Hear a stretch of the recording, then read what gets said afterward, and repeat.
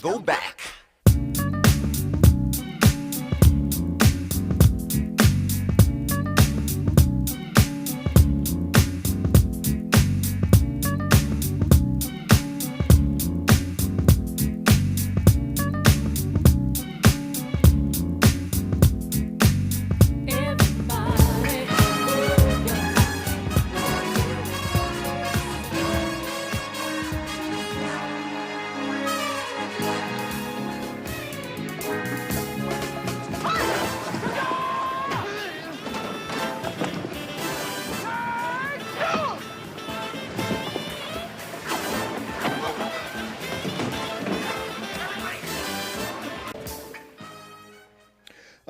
I'm Tavis Smiley, and I'm glad to have you all at this hour.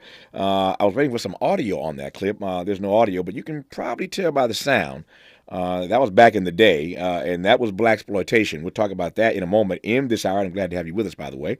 Two conversations on the B side of this hour. Can a musical masterpiece born 100 years ago still speak to today's America? Laura Downs answers that question with a vibrant reinvention of Gershwin's Rhapsody in Blue. She recolors it for 21st century America, weaving a century of immigrant voices into its iconic notes. We'll talk about this new version of Rhapsody in Blue 100 years later from Laura Downs on the backside of this hour. We commenced this hour, as you just heard, that clip, talking about black exploitation and whether or not it liberated or limited black narratives. That's the question this hour, or this half hour.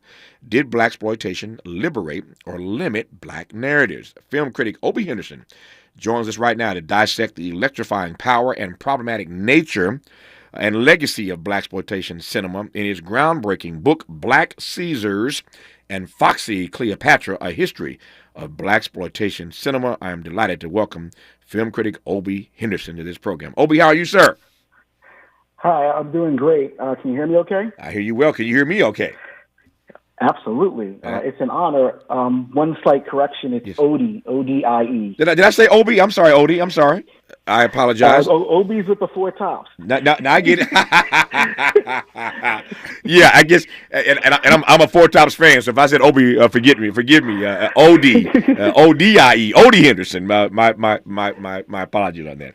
So that said, got that out the way. I mean, trust me, I apologize for that because with a name like Tavis, I get called out of my name all the time. So I try to be.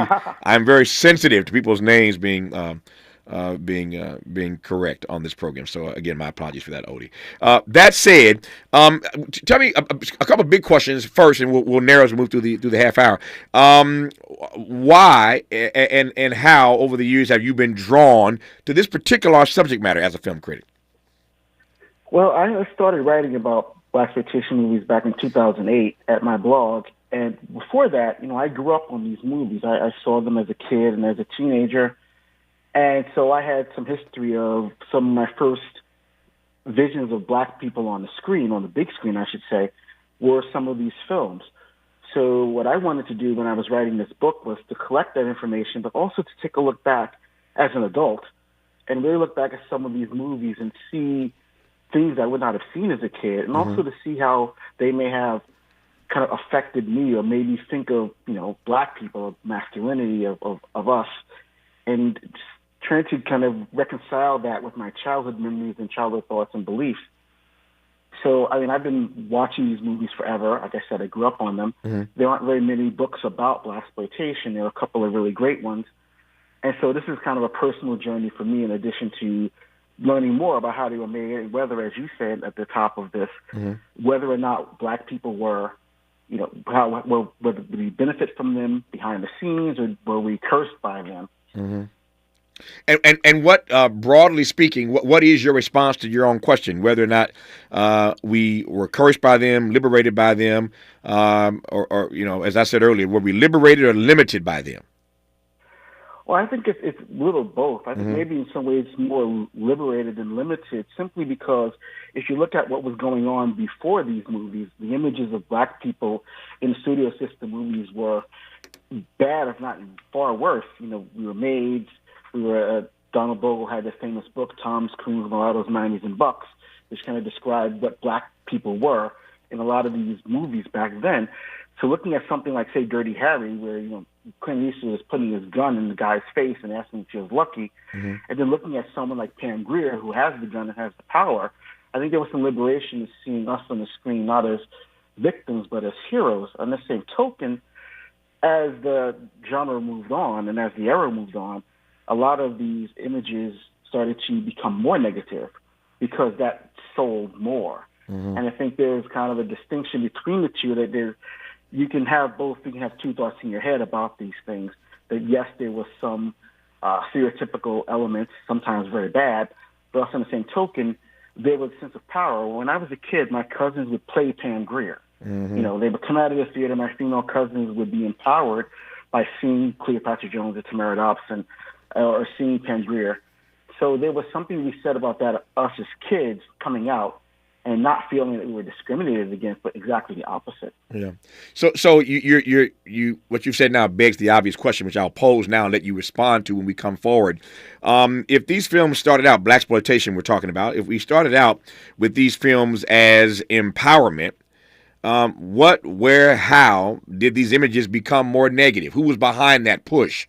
What birthed the negativity in these images? If, again, to your point, you and your cousins and all the rest of us were initially empowered by these blaxploitation films, why and how did it turn to the negative? We'll talk about that with Odie Henderson, film critic, discussing his new book, Black Caesars and Foxy Cleopatra, A History of Blaxploitation Cinema, right now on Tavis Smiley.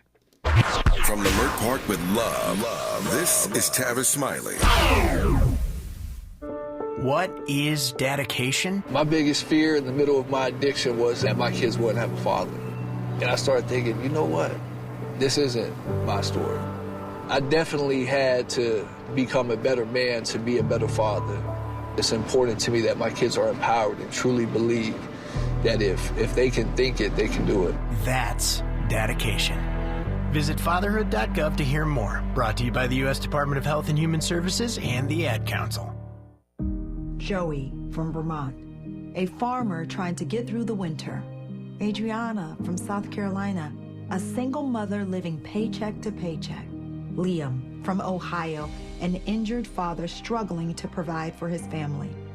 Hi, I'm Shanola Hampton, and I support the Feeding America network of food banks because they help provide over 6 billion meals to people in need each year. Learn more at feedingamerica.org. eBay Motors is here for the ride. 120,000 miles of night drives, daily commutes, and who knows how many. Are we there yet? Through countless fixes, elbow grease, and a new radiator, you kept your ride alive. With eBay Motors, you have over 122 million parts to keep it running. And with eBay Guaranteed Fit, they'll be the perfect fit every time. Plus, at these prices, well, we're burning rubber, not cash. Keep your ride or die alive at ebaymotors.com. Eligible items only. Exclusions apply. KBLA Talk 1580 is the exclusive media sponsor of This Light of Ours, activist photographers of the Civil Rights Movement. A dynamic new exhibition on view now at the Skirball Cultural Center in Los Angeles. This Light of Ours showcases more than 150 photos taken by movement insiders from diverse backgrounds that reveal the vital work undertaken by a broad coalition of organizers and everyday people whose collective action changed America. This Light of Ours is one of 3 temporary exhibitions currently on view at the Skirball, which together explore issues related to civil rights, immigration, and pluralism. Tickets and more information for all 3 exhibitions are available at skirball.org. That's skirball.org. SKIRBALL.org.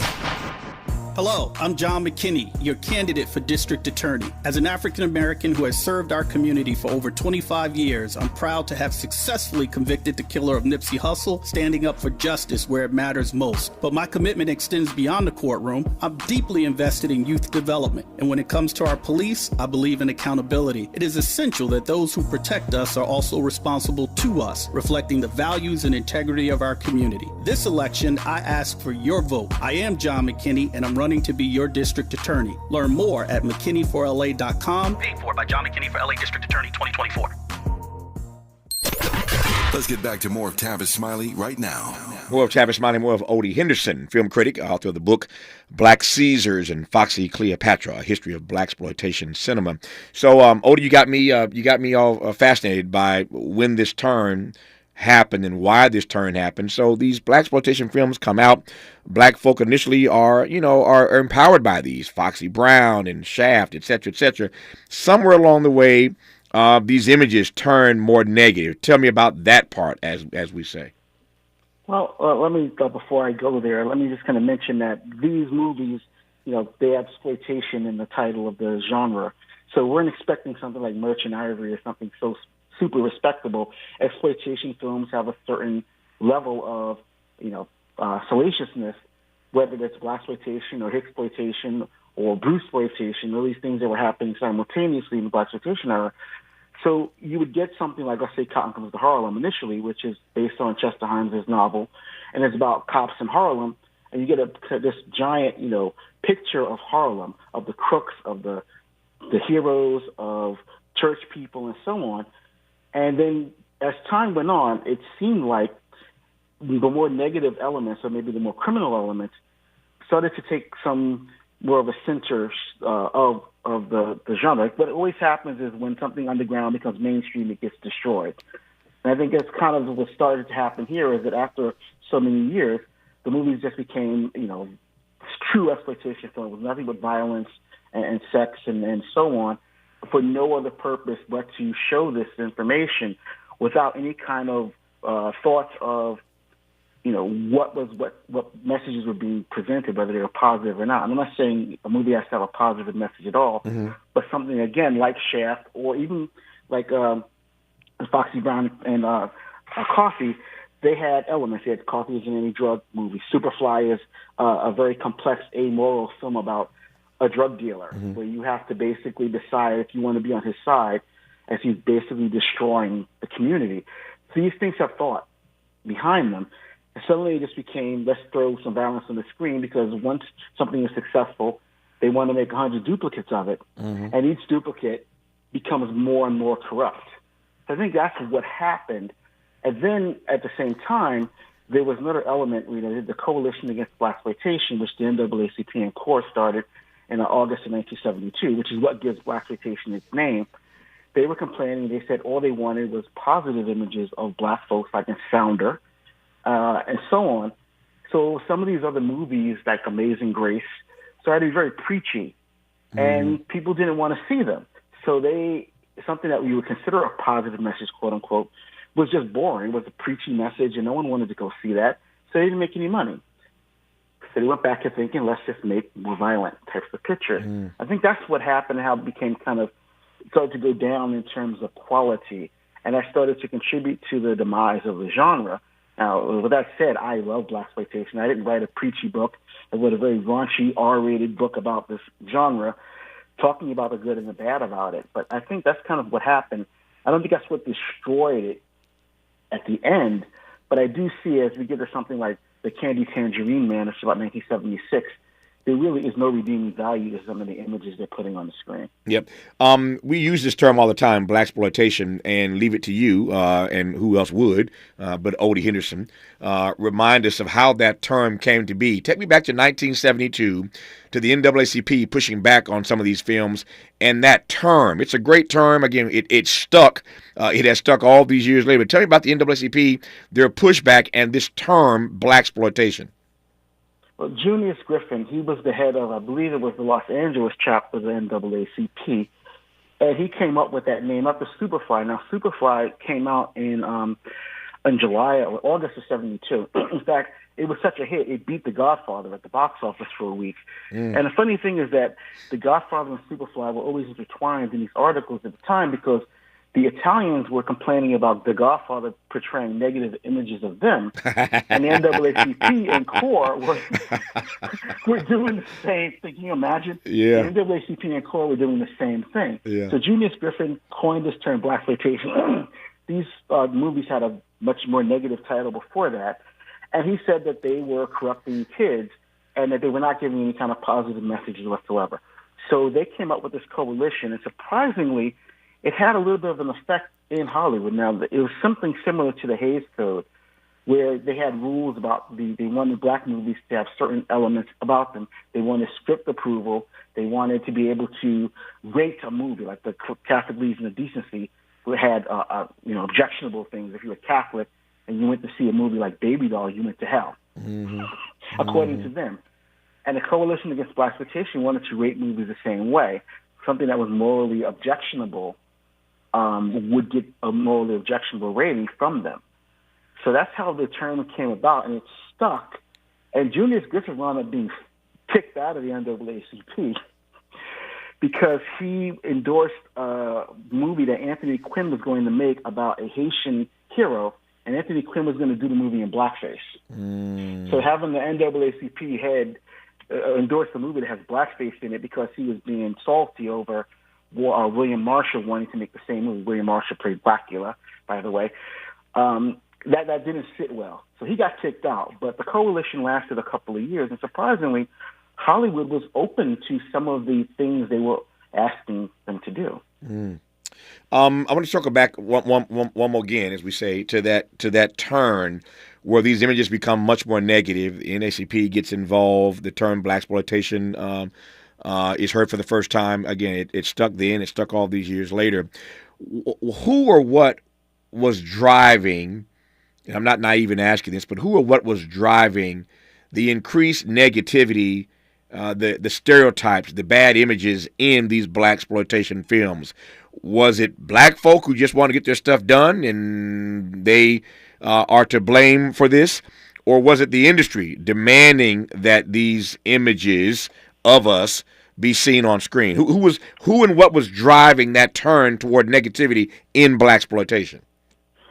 Well, first, before we go there, but the Coalition Against Blaxploitation, the term existed long before everything started to become negative. This was before coffee. Sure. This is before Foxy Brown. Before Blaxploitation's biggest year, which is 1973. What I think happened is, there's a reflection. Ossie Davis talked about this when he was making Cotton Club to Harlem, that no one has seen Harlem on the screen, in that respect, showing it in all its glory and its love of why you're in Harlem. And I think as time went on, as I said, it's a lot more, not just for black people, but any kind of imagery, women, the more salacious it is, the more people think it will make money. And so I think that what became a combination of, yes, there were black people who were making these movies and were writing them, maybe not necessarily directing them, but a lot of the producers were white and a lot of some of the directors were white. And I don't think that they were the complete driving force behind it. I think that what happened was what made money, or what initially made money, kind of drove them.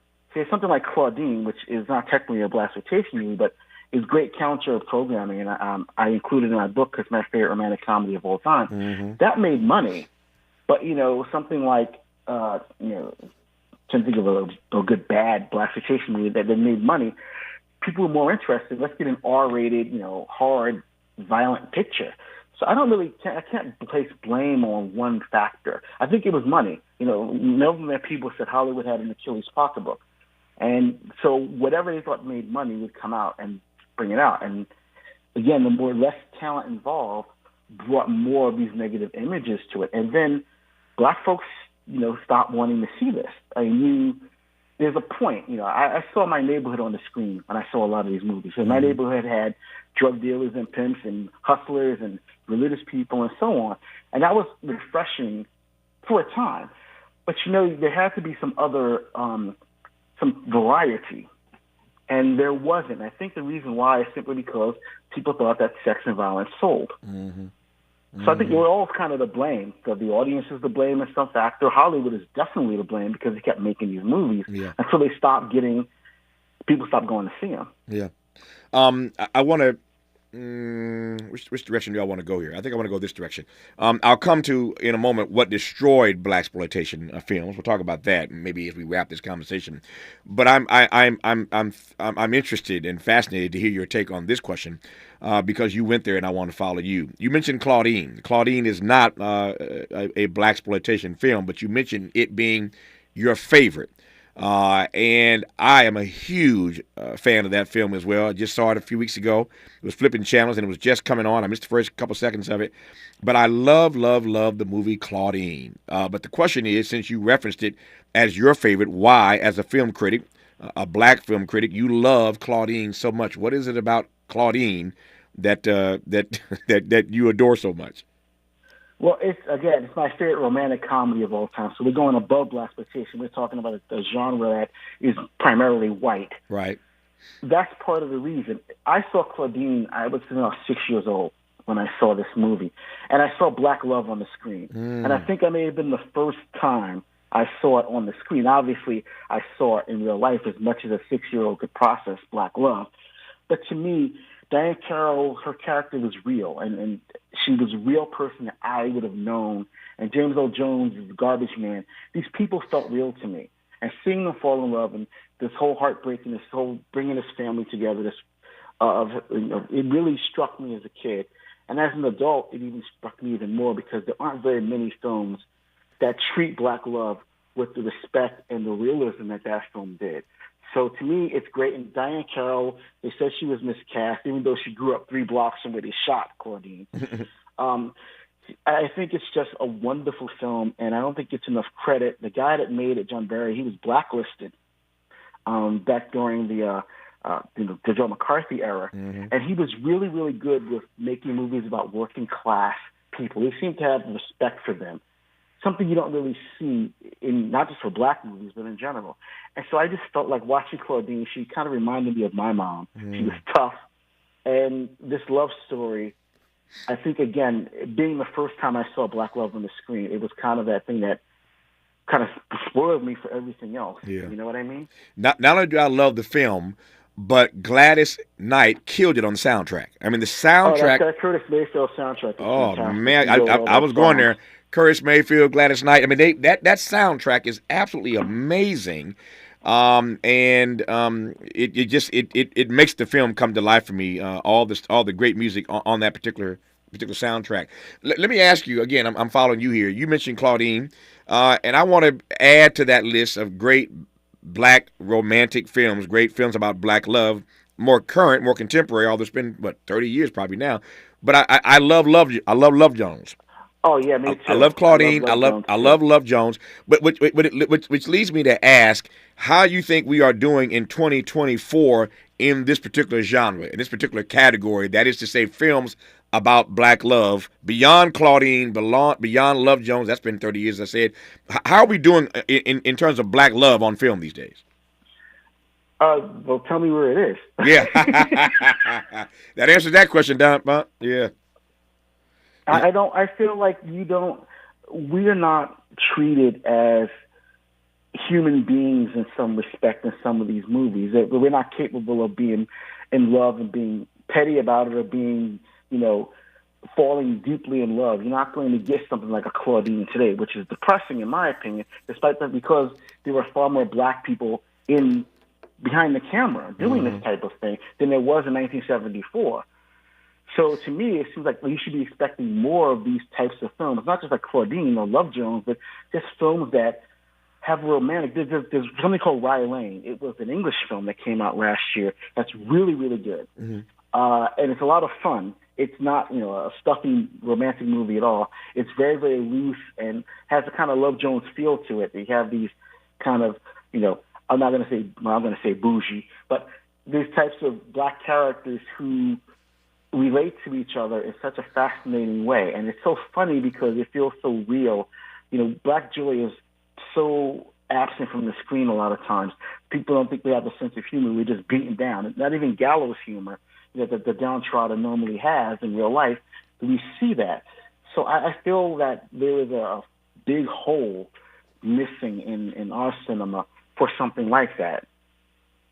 Let me circle back in our remaining moments here. Now that we've sounded off on our favorite romantic films about black love, Claudine and Love Jones, back to blaxploitation. Your book, Black Caesars and Foxy Cleopatra: A History of Blaxploitation Cinema. In the 2 minutes I have left, tell me what ultimately destroyed blaxploitation. Now here's the funny thing: when I started writing this book, I had a completely different idea. I had a theory, And a lot of times when you write something, the theory gets tested and either removed or changed. And I always thought that it was television, Roots was on, more black people were on television as time went on. As the time went on, I talk about in the book what's happening every year outside of blaxploitation. We have Sanford and Son, we have the Jeffersons, we have Good Times, we have Tenafly, we have the Shaft series on TV, we have Roots. We have all these things that you can stay your butt home and watch because there was no VHS back then. And so you had to be home to watch it or you missed it probably forever. Yeah. And I got people to stay home, plus television was free. Mm-hmm. And then I thought Jaws and Star Wars, these blockbuster movies that came out toward the tail end of blaxploitation was what ruined it. And Elvis Mitchell made a film or a documentary called Is That Black Enough For You in 2022. I interviewed Elvis, and we talked about this, and we kind of had an argument about it. He said it was The Wiz that destroyed blaxploitation because The Wiz cost a lot of money. And once again, as soon as black things don't make any money, we're out. Yeah. We don't get another shot. Yeah. And I started to bend my kind of theory toward that in a way, but I still think that it was a combination of those things. But black stuff is cyclical. So black people disappeared from movies after The Wiz. Yeah. Think about it. Unless you're Richard Pryor, you weren't in the movie. And then Eddie Murphy shows up, but he wasn't technically making movies that were specifically black until Coming to America. Yeah. So, and then you have Spike Lee showing up in the 80s to do this. But I think what killed blaxploitation was the combination of The Wiz being a flop and also that black folks are expanding their kind of ideas of what going to the movies, see bigger movies. Hollywood decided we don't need black people in the movies to get black people to go, which is something they should have known before blaxploitation. Nope.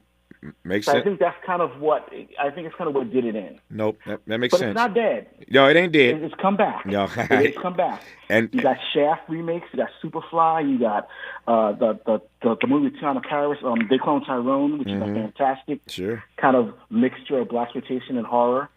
So, and you have Black Dynamite. You have the stuff Michael J. White is doing. No, it ain't. It's not gone away. No, it ain't dead. It ain't dead at all. And I think that's a good thing. His book is called Black Caesars and Foxy Cleopatra, A History of Blaxploitation Cinema. He is film critic Odie Henderson. Odie, good to have you on, man. We'll do it again. All the best to you, sir. Thank you, sir. Thank you for your time. More of Tavis Smiley when we come forward. Unapologetically progressive. Unapologetically black. You're tapped into Tavis Smiley.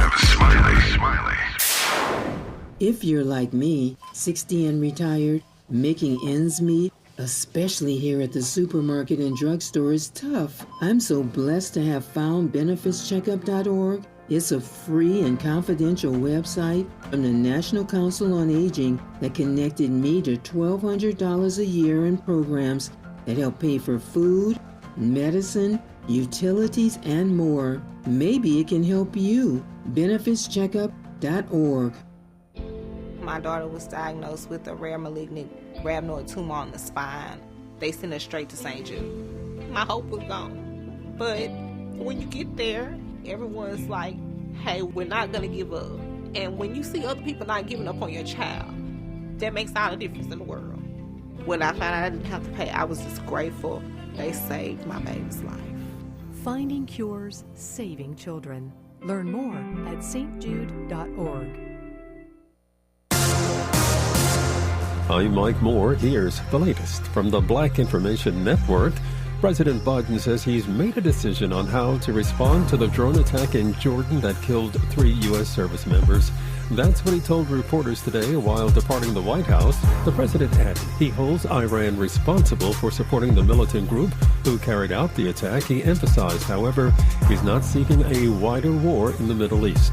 A verdict is expected as soon as this week in Donald Trump's civil fraud trial in New York. State Attorney General African-American Letitia James wants a Manhattan judge to order the former president to pay a $370 million fine in her case against the former president, which accuses him of falsely inflating the value of real estate in order to get more favorable loans. And that's the latest. I'm Mike Moore from your 24/7 news source, the Black Information Network and BINnews.com.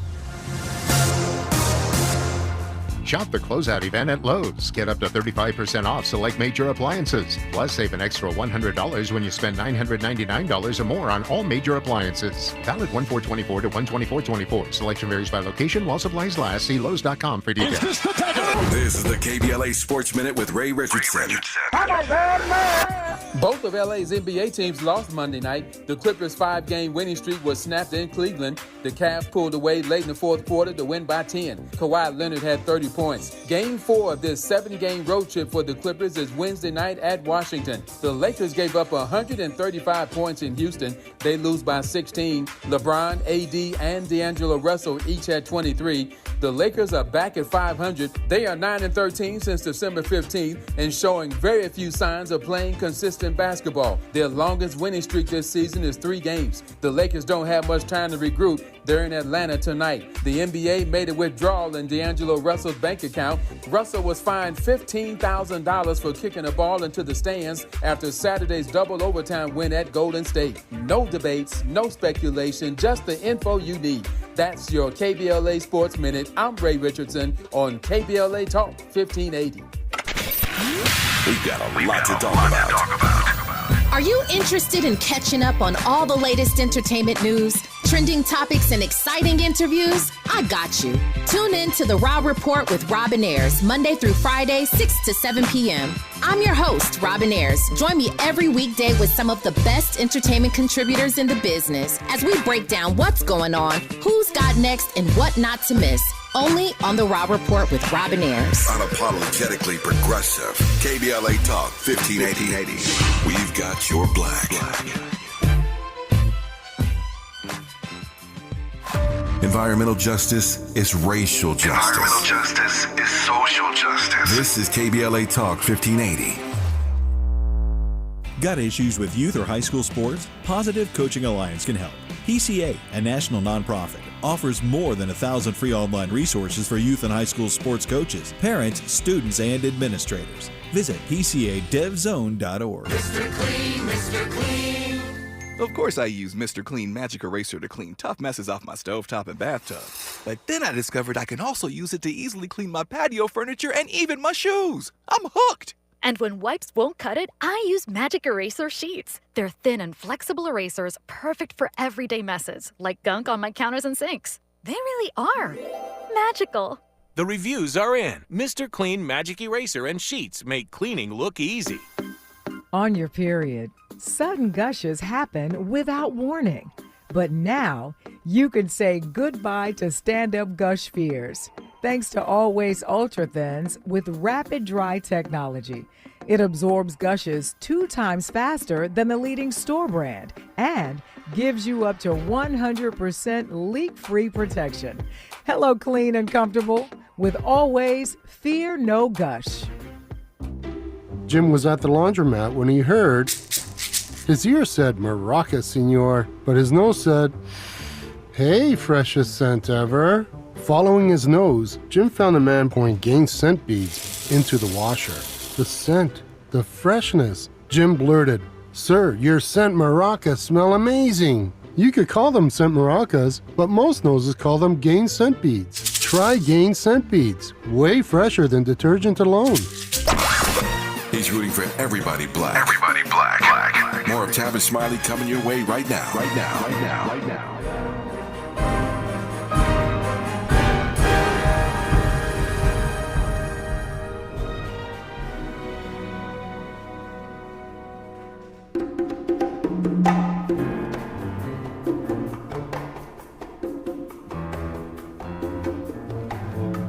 Can a brilliant musical masterpiece born 100 years ago still speak to today's America? Laura Downs answers that question with a vibrant reinvention of Gershwin's Rhapsody in Blue. She recolors it for a 21st century America, weaving a century of immigrant voices into its iconic notes. I am pleased to welcome Laura Downs to this program. Laura, how are you today?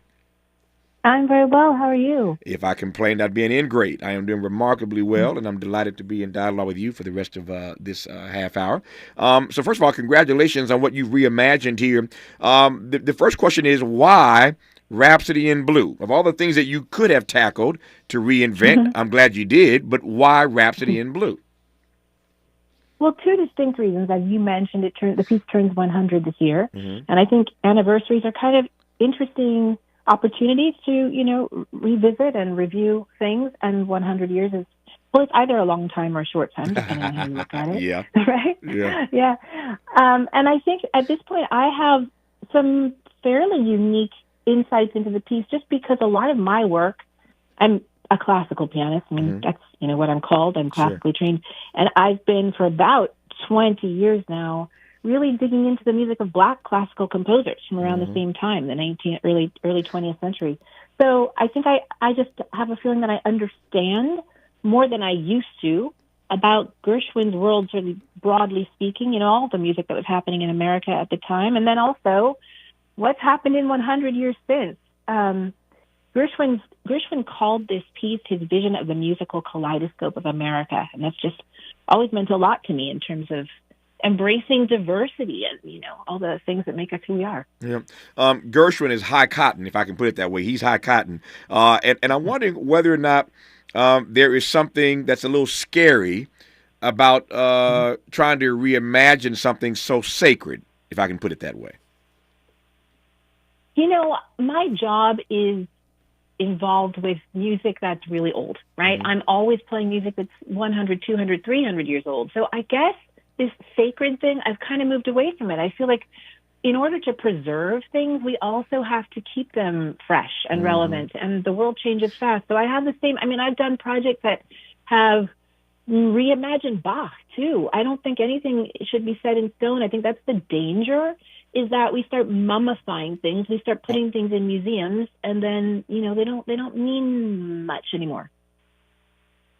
You mentioned earlier, you've been fascinated for years now. For a couple of decades, you've been digging more into Black classical composers and their compositions. What do you see there? What is America missing by not delving more deeply into that treasure trove, if you will? Now, that's such a good question. I think this was a really critical crossroads. So many things changed at the beginning of the 20th century. Kind of everything changed. I think it was the beginning of modern America. And it was a time of so much movement, right? You had the Great Migration. You had all these people moving into cities and changing those cities and encountering different cultures and different sounds.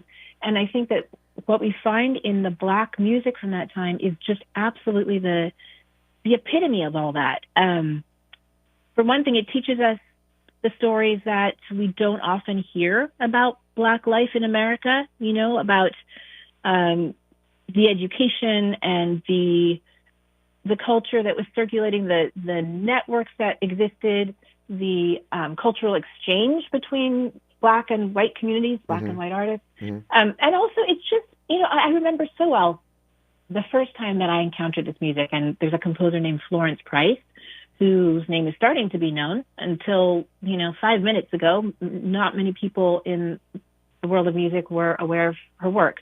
But she was a really, really important composer writing in the 1930s. I remember the first time I put my hands on the piano and tried her music. I'd found a piece of hers in a book in a library. And it was like the shockwave for me of all these different sounds and the way they made sense together. She's using African-American spirituals, but also the European tradition. And it's very distinct sound, and it's very, very, very American. I want to ask you and give you some space here to tell me what you did to Rhapsody in Blue 100 years later. I refer to it as a vibrant reinvention. I suggested that you've recolored it for This America, weaving a century of immigrant voices into its iconic notes. But as we listen to what you've done, just take a few minutes and tell me what you did to reimagine Rhapsody in Blue 100 years later. Yeah, thank you. Well, the first thing that's important to know is that the Rhapsody in Blue that we're used to hearing with orchestras was not written by Gershwin. Gershwin wrote this piece for piano, and then he handed it over to this gentleman named Ferdi Grofet, who did the orchestration first for a jazz band, for Paul Whiteman's jazz band. And mind you, this was very, very fast the composition of this piece happened within a matter of weeks. Mm-hmm. And then later on in the 1940s and so forth, Grofé did additional orchestrations. The one that we're used to, the one that if you go to a Pops concert at the symphony and you hear the piece as you're used to hearing it, that was done in 1942. So for me, it was really important to go back to the source material, to go really back to what Gershwin created in the first place. So we were working from the piano score. I think that when we talk about Rhapsody in Blue, we're talking about an experiment. The concert for which Gershwin wrote the piece was actually called An Experiment in Modern Music. And he was trying to understand what was for him a new language, which was jazz, which was a new language period, in the early 1920s. So I think that I hear that in the piece. He's trying to, it's almost like when you do learn a new language and you're trying to express like idioms that are natural to you in your own native tongue and you don't quite get there. The rhythmic elements that he was trying to communicate aren't quite fleshed out, I think, in the old version. So the idea was really to take the piece back to its roots, to try to understand what was he trying to say here?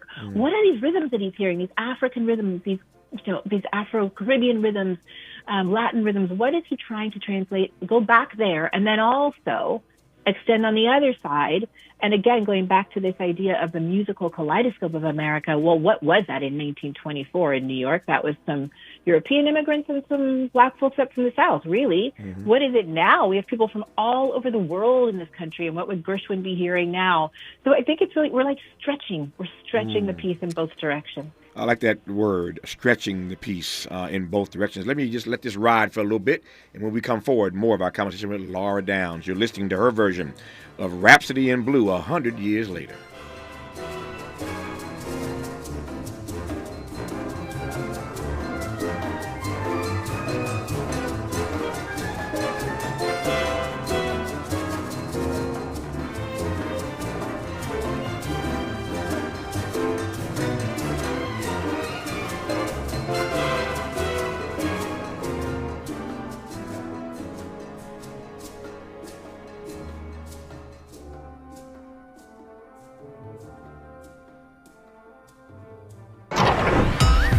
This is getting good. Yeah, man. Tavis Smiley continues when we come forward. What is dedication? My biggest fear in the middle of my addiction was that my kids wouldn't have a father. And I started thinking, you know what? This isn't my story. I definitely had to become a better man to be a better father. It's important to me that my kids are empowered and truly believe that if they can think it, they can do it. That's dedication. Visit fatherhood.gov to hear more. Brought to you by the U.S. Department of Health and Human Services and the Ad Council. Joey from Vermont, a farmer trying to get through the winter. Adriana from South Carolina, a single mother living paycheck to paycheck. Liam from Ohio, an injured father struggling to provide for his family. Hi, I'm Shanola Hampton, and I support the Feeding America network of food banks because they help provide over 6 billion meals to people in need each year. Learn more at feedingamerica.org. Your floors can go from clean to dirty fast. From juice spills, whoops, to muddy paw prints, to little sticky finger marks. Good thing your Swiffer WetJet works fast too. Swiffer WetJet easily cleans everyday messes as quick as they happen. The next mess is right around the corner. So grab your Swiffer WetJet and just spray, push, all clean.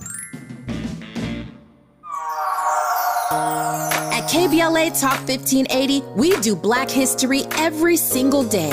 In fact, as the only Black talk radio station west of the Mississippi, we are Black history. Our annual Black History Month luncheon is fast approaching, and we want to be sure to give you ample time to get your company, organization, church, or group to join us at this year's celebration on the last day of the month, Thursday, February 29th at noon. Last year, we honored iconic local Black media personalities, including Pat Harvey, Jim Hill, Mark Brown, Beverly White, Sandy Banks and Pat Prescott and raised $20,000 in scholarships. This year, we're honoring Black Hollywood creatives who have used their artistic genius as climate justice champions.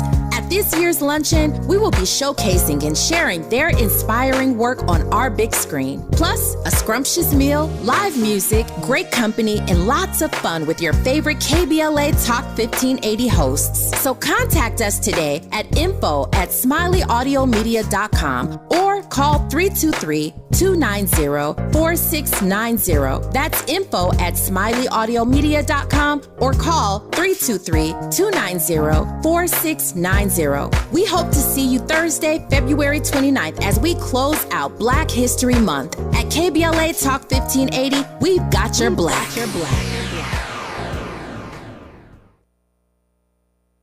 More honesty than you can handle. More empowerment than you can imagine.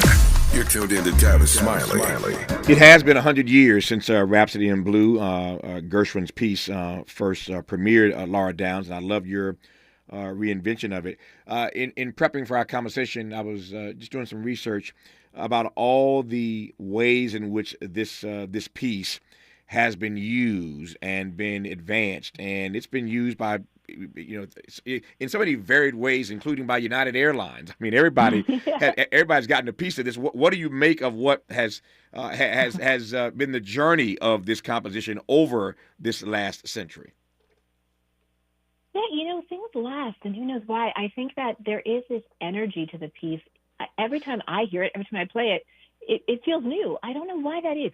I think we're just understanding, we're feeling something about Gershwin's energy and maybe also the energy of that time when all these things were so new to each other, right? Yeah, it's an interesting question. I mean, really good tunes too. What you referenced this earlier, and obviously when you're playing classical music, it is that this is true for anybody, but we're talking to you right now. So for you, what is it like always playing such old music? To your point, this stuff you play is always 100, 200 years old, and you process that how every day? It comes down to just basic humanity, I think.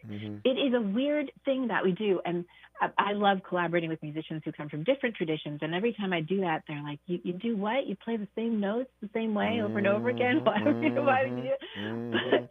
But I think it also is tremendously comforting to me and inspiring to me that we do still care about these things. And what I always try to focus on is that this is not about genius. This is not about these people who surfaced through the years and just had some special magical quality called genius. I think the reason that we listen to Beethoven, for example, is because Beethoven was a tortured person who was struggling with losing his hearing as a musician, who was living in times of war and revolution and chaos, and he is what we're feeling, what we're hearing is his humanity. And I don't know, there's something about that. I love this ability to kind of communicate with other humans across vast stretches of time. So, yeah, I just think you have to be connected to that core of things. Yeah. Every time, I'm glad you mentioned it, every time I think about Beethoven or hear him, listen to him, my mind goes to the same point you just made, that certainly near the end of his run, he is not just losing his hearing, but as you know, ends up finishing some stuff after he's lost his hearing. And that reality blows me away every time I think about it. He's the greatest composer of all time. And again, his last works, he had no hearing at all. And that, I don't know how you can be a composer and write stuff that you can't hear. That story always blows me away. How do you process that when you reflect upon it? About the deafness, you mean? Yeah, the deafness, yes, and deaf but still composing. Right. I mean, I think these things become interior. I have no idea what my musical world would be like if I lost my hearing, but I think there is so much music in my head that it would still be there. It's bone deep. Yeah. She's done an amazing job on this Gershwin piece, Rhapsody in Blue, 100 years later. Her name is Laura Downs. Our remaining moments with her when we come forward. More of Tavis Smiley when we come forward. If you're like me, 60 and retired, making ends meet, especially here at the supermarket and drugstore, is tough. I'm so blessed to have found benefitscheckup.org. It's a free and confidential website from the National Council on Aging that connected me to $1,200 a year in programs that help pay for food, medicine, utilities, and more. Maybe it can help you. benefitscheckup.org. My daughter was diagnosed with a rare malignant rhabdoid tumor on the spine. They sent her straight to St. Jude. My hope was gone. But when you get there, everyone's like, hey, we're not going to give up. And when you see other people not giving up on your child, that makes all the difference in the world. When I found out I didn't have to pay, I was just grateful. They saved my baby's life. Finding cures, saving children. Learn more at stjude.org.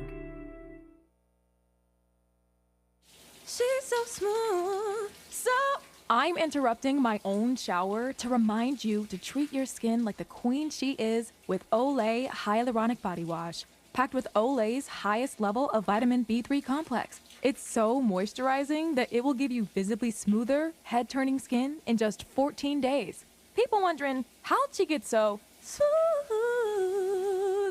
Olay Hyaluronic Body Wash. Also, try Olay Hyaluronic Body Lotion. Substance use disorder and addiction is so isolating. And so, as a Black woman in recovery, hope must be loud. It grows louder when you ask for help and you're vulnerable. It is the thread that lets you know that no matter what happens, you will be okay. When we learn the power of hope, recovery is possible. Find out how at startwithhope.com. Brought to you by the National Council for Mental Wellbeing, Shatterproof, and the Ad Council. Jackson Hewitt has a plan to get your tax refund fast with a buck here, buck there. Here a buck, there a buck, everywhere a buck. You don't have to wait weeks for your tax refund. Get money sooner with a no-fee refund advance loan at Jackson Hewitt. On this loan, there's a money today guarantee. E-I-E-I-DO. Don't settle for chicken feed. Get fast bucks at Jackson Hewitt today. No-fee refund advance loans by Republic Bank offered to eligible clients. Money today guarantee if approved for a loan on a prepaid card. Details at jacksonhewitt.com. Helping to make you the most knowledgeable person in your circle of friends. This is Tavis Smiley. Some sad but breaking news here before I give Laura Downs a final opportunity to comment on her brilliant work regarding George Gershwin's Rhapsody in Blue 100 years later. We are told that Cheetah Rivera, the electrifying star of Broadway and beyond, is dead at the age of 91. Of course, she appeared in scores of stage productions and dazzled audiences for nearly 6 decades, most memorably as Anita in West Side Story and Velma Kelly in Chicago. Those are some big ones. West Side Story in Chicago. Those productions, as you well know, still continue to this day. But Cheetah Rivera, amazing Broadway star, dancer, singer, actress, Puerto Rican descent, passed away, we are told, today at the age of 91. Since we're talking about the arts in this hour, we're talking earlier with Odie Henderson about film, talking now to Laura Dern about music, and Cheetah Rivera has passed away at the age of 91, and wanted to share that news, that sad news, with you. A life well lived, a long life, and some amazing work she accomplished during her tenure. Not quite 100 years old like Rhapsody in Blue is, but she made it to 91, and that is indeed a blessing. Let me close our conversation, Laura Downs, talking about your reinvention, your reimagination of Rhapsody in Blue, Gershwin's piece, 100 years later. How you intend to celebrate, now that you've done this masterpiece in your own way, how you intend for this year and into the next 12 months, I should say, celebrating the 100th birthday of Rhapsody in Blue. Well, let me just say first that Cheetah Rivera, and that is so sad, and I was just thinking how amazing she was in the recent remake of West Side Story. But, I think she would love this project. I don't think I even mentioned earlier that my collaborator on this project is a composer named Edmar Colon, who's also Puerto Rican, and who brought his sensibilities, from that whole crossroads of the world and that place that just represents the African diaspora in so many ways. And that's where this work really comes alive, I think, is with all of these rhythmic elements, these percussion instruments that came from Africa via, all the different ways that they came to this country and all the stories that those represent.